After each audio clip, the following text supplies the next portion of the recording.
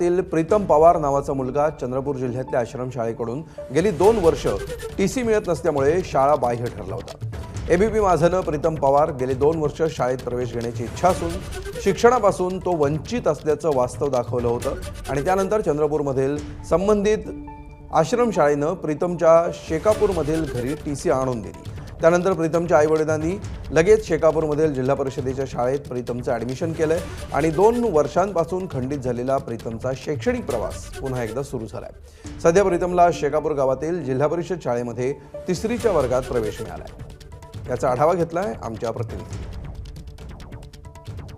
2 वर्षापासून खंडित झालेला शिक्षणाचा प्रीतमचा प्रवाह जो आहे तो आता पुन्हा सुरू झालेला आहे। प्रीतम, रोज शाळेत येतो तू? हो किती वाजता येतो आणि शाळेत बरं वाटते का तुला? हो वाटते। चांगला वाटते शाळेत? हो आता रोज येणार शाळेमध्ये की काय पुन्हा गावामध्येच असं इकडे तिकडे फिरत राहणार की रोज शाळेत येणार?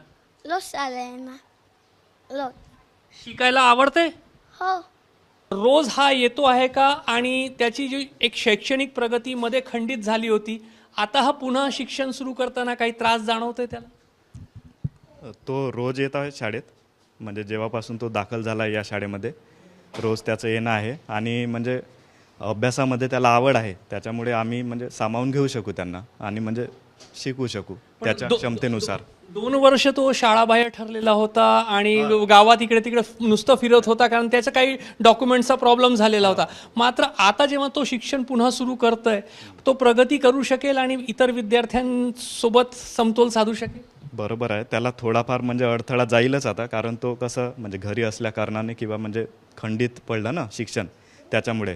पण आम्ही आमच्या योग्य क्षमतेनं किंवा त्याच्या क्षमतेनुसार त्याला योग्य प्रवाहात आणण्याचा निश्चितच प्रयत्न करू। एबीपी माझाने प्रयत्न केले आणि जी शाळा होती ज्यांनी त्याची टीसी जी आहे ती देण्यास नकार दिलेला होता, त्या शाळेलाही जाग आली, काहीशी त्यांना लाज वाटली आणि त्याच्यानंतर त्यांनी 2 वर्षापासून न दिलेली टीसी प्रीतमच्या घरी आणून दिली आणि आता प्रीतमचा पुन्हा नियमानुसार रीतसर शिक्षणाचा जो प्रवाह आहे तो पुन्हा सुरू झालेला आहे।